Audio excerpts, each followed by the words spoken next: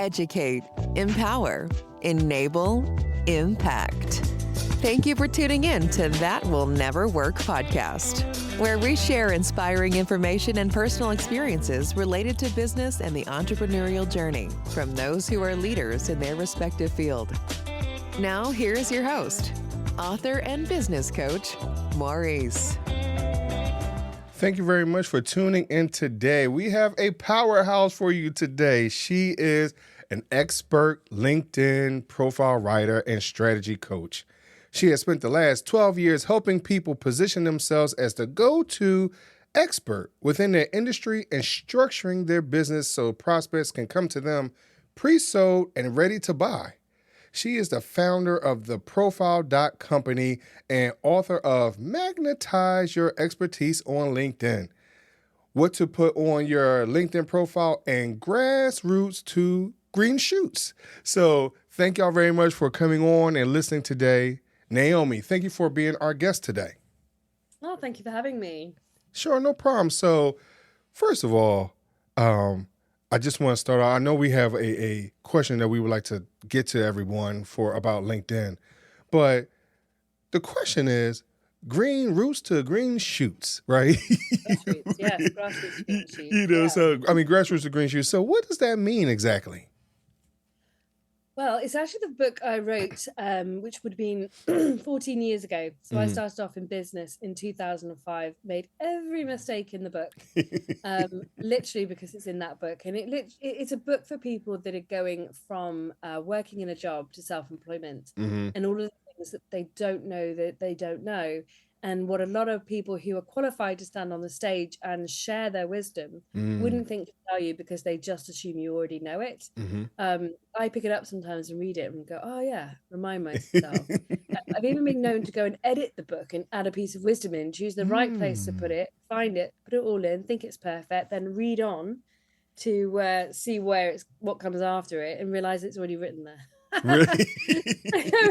I've just learned something new. No, you wrote that a while ago. I know. Yeah, it's happened a few times. It was republished in 2020. Okay. Just because obviously 2010 was a long time ago. Right. So yeah, it's grassroots. It's those really early stages of producing those green shoots that the business is gonna take hold. And it's interesting because now actually with Magnetize Your Expertise, I actually talk about trees a lot and building the foundation, the root system of the trees and building the business up so it's got strength, so it can't get blown over in a storm. And the grassroots, the green shoots, when you actually start a business and you put it out or you start growing a plant, you actually do that in incubation and you keep it safe and you don't put it out with the frost and the cold.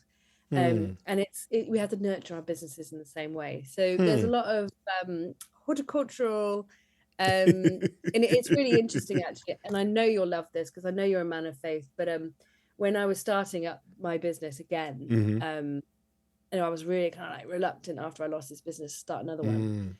And I was just laying on my bed, and I was like, God, I just don't want to go into this again if it's going to fail. Like I just don't know what to do and what's the right thing to do. And I just heard him say so clearly, go and look at your garden. And I was like, okay. And I looked at my garden and I just felt God say to me, like, all I want you to do this year is grow a garden. And I was like, what? I can have a big party, do whatever, but you just want me to grow a garden. Like, what's that got to do with anything? But actually by the end of that year, how I showed up to grow the garden, tending to it, dealing with slugs and other things, it showed how I show up in the world. It taught me a lot about myself and a lot about how I was approaching business. And so a lot of those examples are actually in the book. Nice. So let me ask you this. So because we're, like you said, grassroots, let's just start in the dirt, play around, right? So when we take a look at our social media presence, sometimes people want to start off on Facebook. People want to start off on Instagram. Right now, the talk of the town is TikTok, right? I think where we lose is the importance of our foundation being LinkedIn, whether it is as an entrepreneur or just to further our career. So why would someone revisit, as you say, as you keep revisiting your book, right? Why would someone want to revisit or even put a lot more care into their LinkedIn profile? Yeah, well, your LinkedIn profile is your business face. So even if you have business to consumers, which is where Facebook and Instagram are great, you are still a business to business person. You're still looking for strategic alliances, partnerships, suppliers, and to grow. And you have business conversations with people who aren't your consumers. And that's what LinkedIn's very much about. Your consumers are here also, but this is your professional face, and you want to show up in your best, you know. And it is to go beyond the CV, because only HR people can actually read a CV. Everybody else is really bored about it, and they're looking for keywords and things, right? Whereas on LinkedIn, I'm looking to build a relationship, and I'm looking to get to know you. So I want to meet you on the LinkedIn profile. I want to start that relationship. And, you know, you meet people at school, you meet people at work, you meet people at networking events, and your LinkedIn profile is an extension of that. So in that, what are some key components that I need to focus on? You know, is it my profile pic? Is it, you know, my volunteer section, my trainees, my like, you know, so what do I need to really focus on? I have your profile up, Maurice, if you want me to like really go for it. I've got it here on my screen. Okay, so you know what? You could use me as an example. That's fine. Cool. Well, maybe when people are listening to this, you would have updated it. So. Yeah, right. It doesn't matter if they can't actually see it, so that's fine. Yeah, you really want to think about your LinkedIn profile, as I said, like an extension for someone meeting you. Right. You'd be so surprised, and you'll know it yourself to be true, that when you get up at a networking or something, you give you 60 seconds. So few people actually remember what you said. They might just hear one word, pick up on one thing, or might completely forget. Your LinkedIn profile is going to back all of that up. And it's something they can, when they make a referral, that's the first thing that referral is going to look at. So massive, like, first impression. What was it that this person saw in you that I should see in you? Right. Don't leave all the work on the hands of your referrer to say, oh, this person's fantastic, and go on for like an hour convincing them. Your profile needs to do the work. So if I'm at a networking event, the first thing I'm going to do is look across the room and say, that looks like a nice, friendly person that I want to approach, right?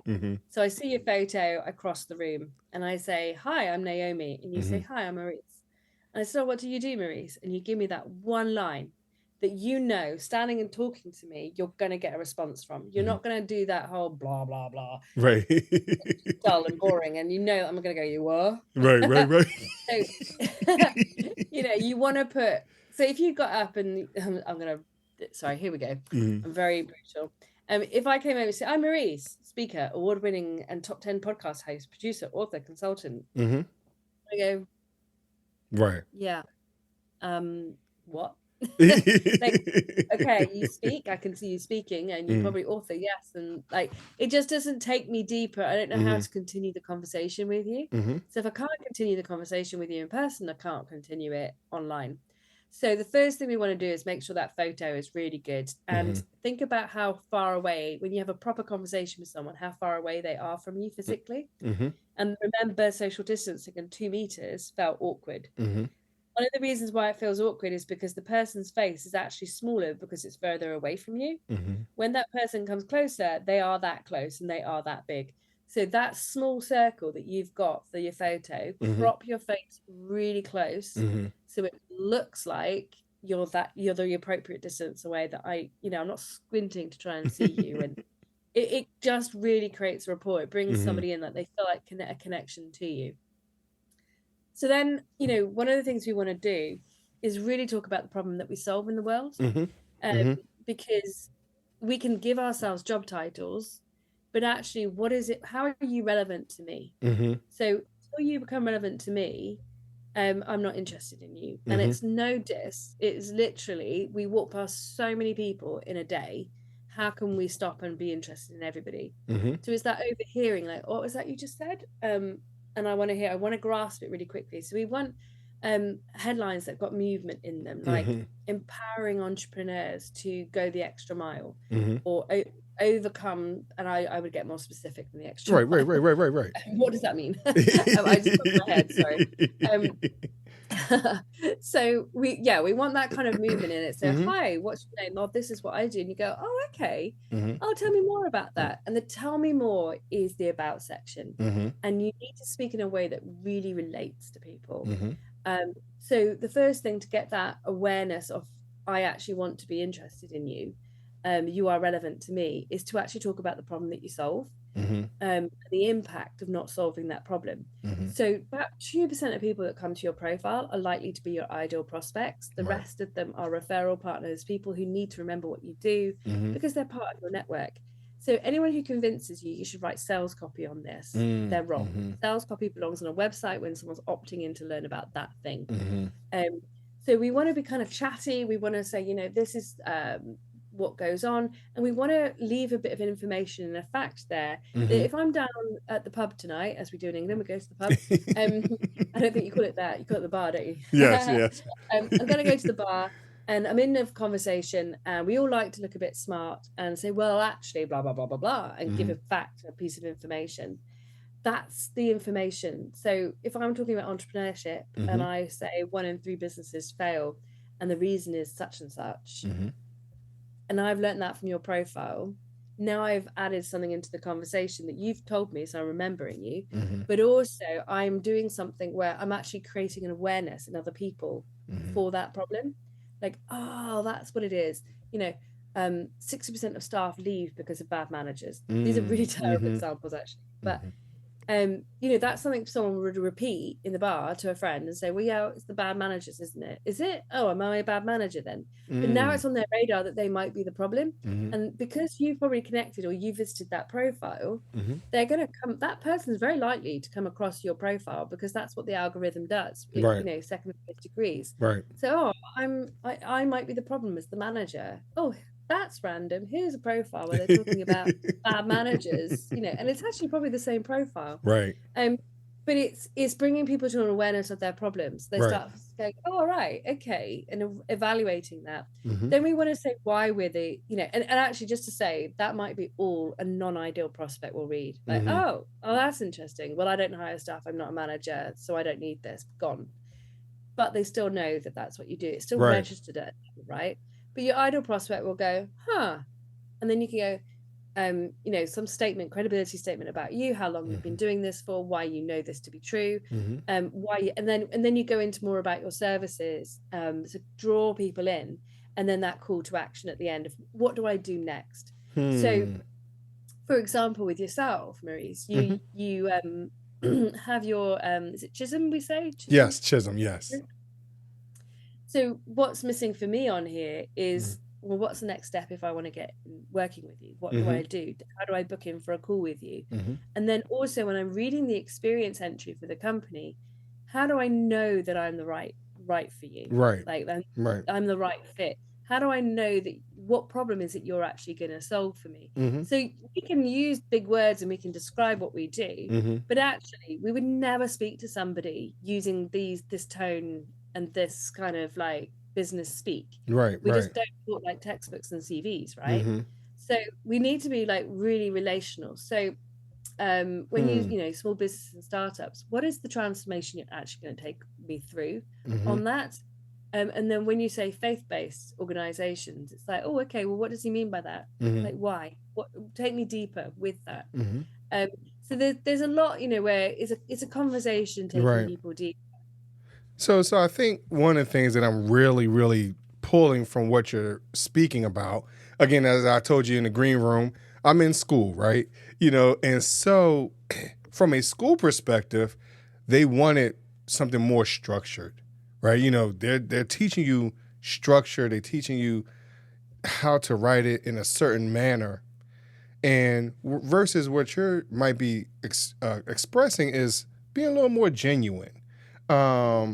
And to be a little, as you stated, a little more approachable, so, and I think that is a key point. A lot of times people will refer to you when you're genuine, authentic.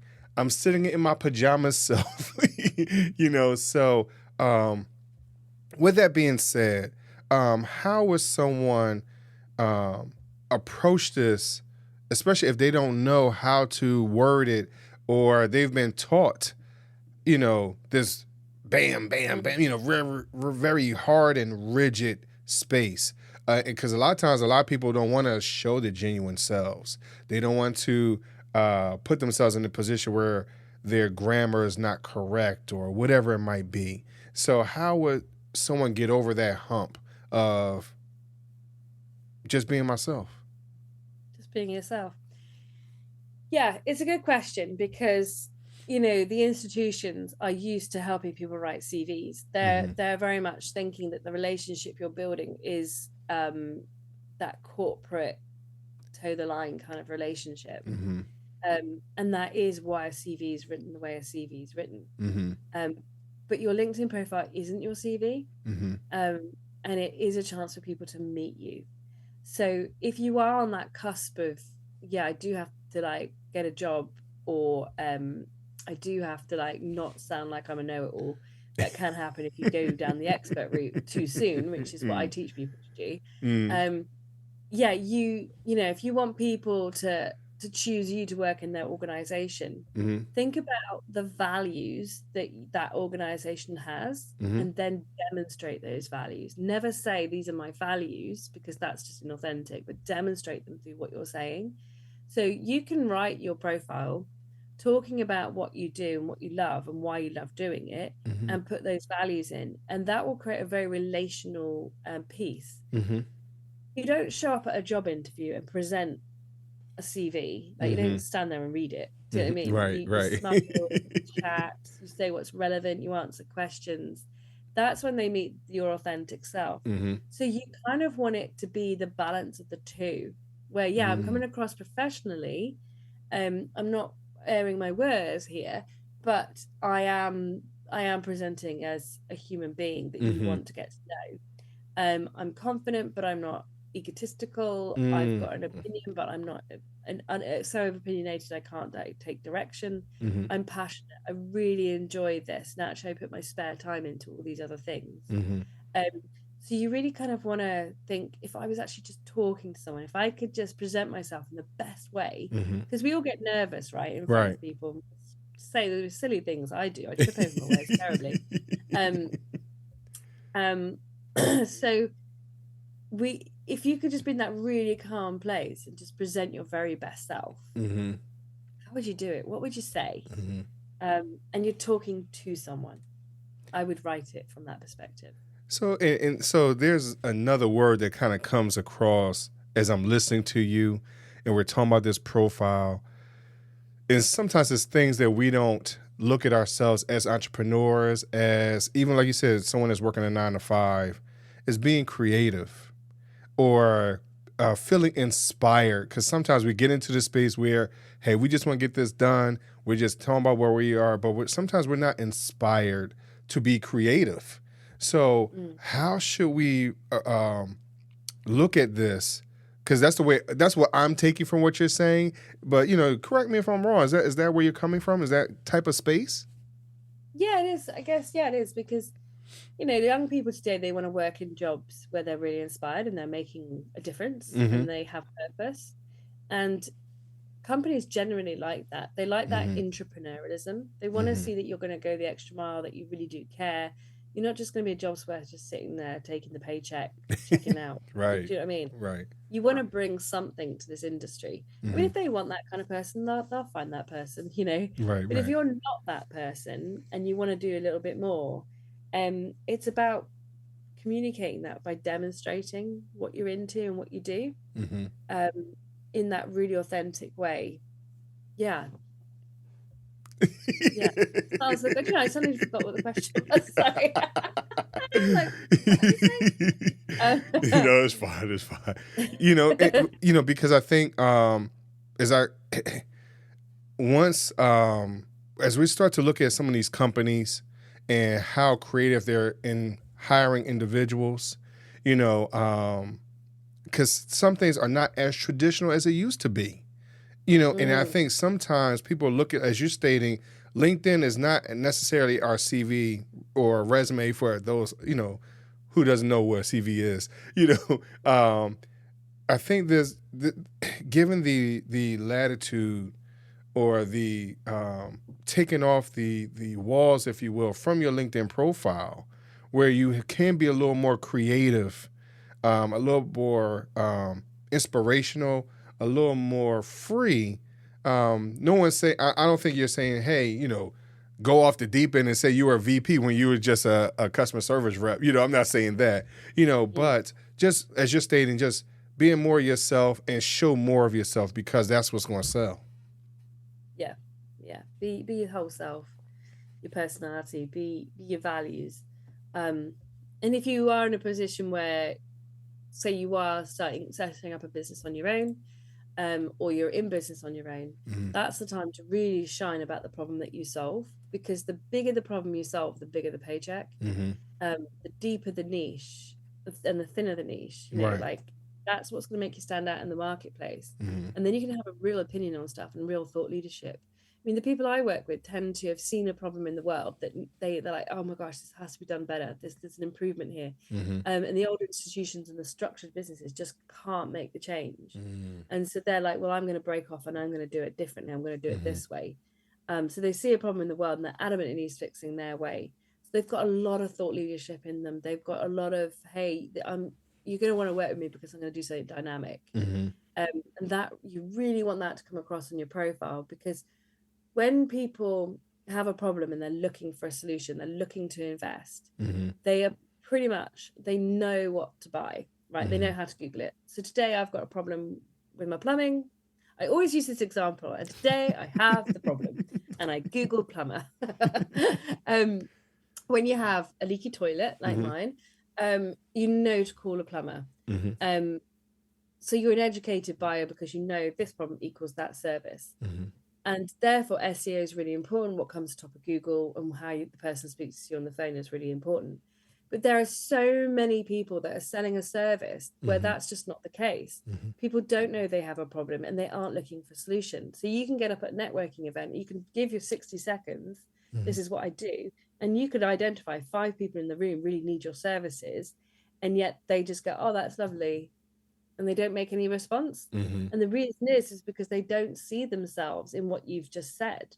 But when you start talking about the problems that they have and the symptoms of those problems, they go, oh yeah, I've got that. I've got staff leaving all the time. I've got back chat and, you know, job projects going offline all the time. And, you know, it's costing us loads. And it's like, yes, there we go. That's actually what we're talking about. And so now you need the solution. So you can actually take people from having no awareness that they had a problem in the first place and not looking for you, all the way through to, my goodness, this is a huge problem. I need to put investment in it, and you're the person I'm going to work with. And that's what I mean by pre-sold and ready to buy, because you're not having to warm people up and say, hey, come and buy this new car. Come and choose me over anybody else. Right. You're actually... by the time that person gets in touch with you, they already have done a deep dive in your stuff. They know they have a problem. They're ready to put an investment in, and they're ready to do it with you. And that the cost of sales will drop massively, and the amount of time you have to put in it drops massively. So, you know, if you are doing a side hustle, building a business up on the side of your job or your your studies or something, this is what you want, because even on the side of having a family or what, you know, even having paid customers, you know, we just don't have time or money to keep investing in marketing and chasing after people to shake them and wake them up and spend money. What we need is that gentle approach, and LinkedIn is just so perfect for that, because it's a conversation, it's a place of thought leadership. It's like people can't Google your solution, but they can overhear a conversation on LinkedIn by seeing something you've posted. And they're like, well, that's curious. What's this? And I'll give you a little tip, actually. They'll go, gosh, that's curious. What's this? If they see something really bland in your headline, so let's say this person here on the side, I've got your profile up, this person on the side is called VL, and he does desktop support manager, right? And he says something interesting.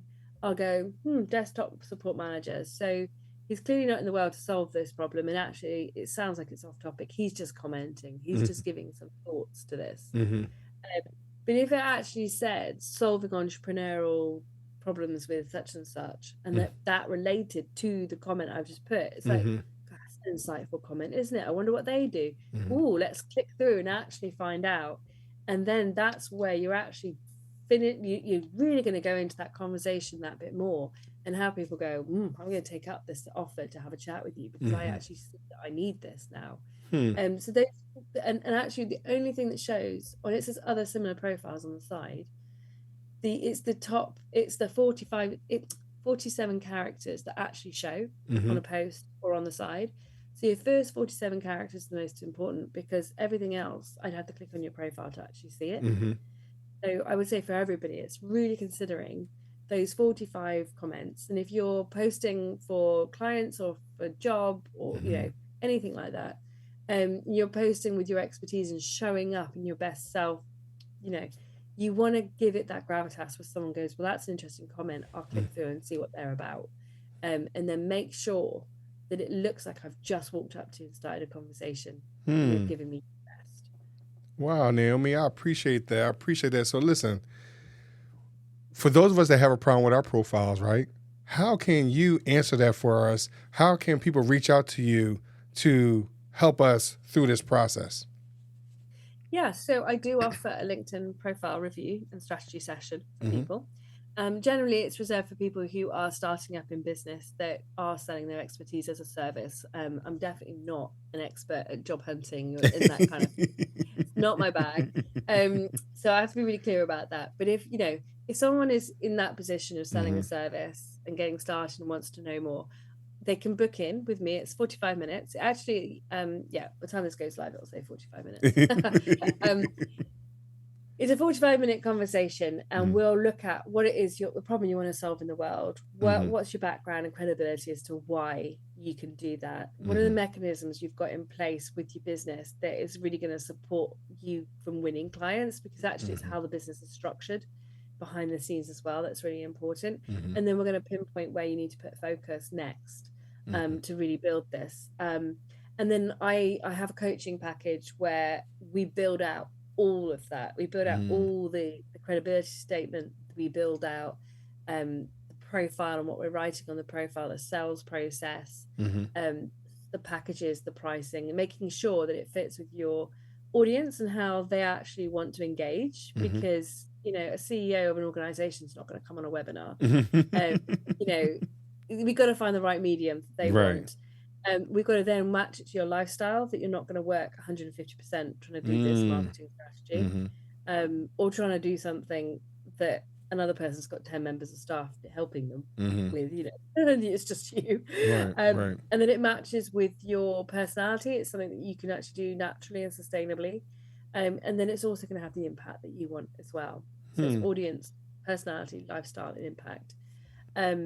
So yeah, I go through all of that and I build all of that out for people and write their profiles within that coaching package. Nice. So if someone would like to book that, they can go to www.magnetizeyourexpertise.com/book-review. And they will be able to book in a session with me. Nice. So of course, this information will be in the show notes. And Naomi, I thank you very much for coming on. I thank you for sharing your expertise with us today. But before I let you go, I got to ask you my world famous question, my would you rather question, right? So the question is, would you rather choose 3 doors or a fork in the road? Oh, it's such a deep philosophical conversation, isn't it? I don't even know where to start. A fork in the road would mean, okay, so you're going in one direction and then you've got a choice. You can either go this way or go that way. So you probably know what's on either side, right? This one will take you here and this one will take you there. Or you know that you're not going, it's either you're going straight ahead where you intended, or it's a slight divert in one direction or the other. Whereas a 3 doors, you would have complete mystery behind, and you might open the door and find yourself in the Bahamas or Bora Bora. Or an alternative reality where your dreams have come true. So I'm going to choose the door. You want to choose the doors? Okay. I think Bora Bora is on the other side. Okay. Or a completely different reality where the mistakes I've made in life haven't bit me in the bottom. Ah. Maybe I wake up tomorrow and find I've got everything I want. That's funny. Wow, that's funny. That's a different point of view. Most definitely. I have to go listen to everybody else's now. I know, right? But Naomi, thank you very much for coming on the show today. Brilliant. No worries. And we'll make sure your listeners get a digital copy of my book. All right, cool. Your expertise. So I'll get you that for the show notes as well. All right, sure. No problem. Naomi, thank you very much. Thank you for having me. And thank you for listening to That Will Never Work podcast. And I will talk to you a little later. Thanks for listening. Find us on social media at Chisholm Group LLC and check back weekly for new episodes. Until next time, that will never work, or will it?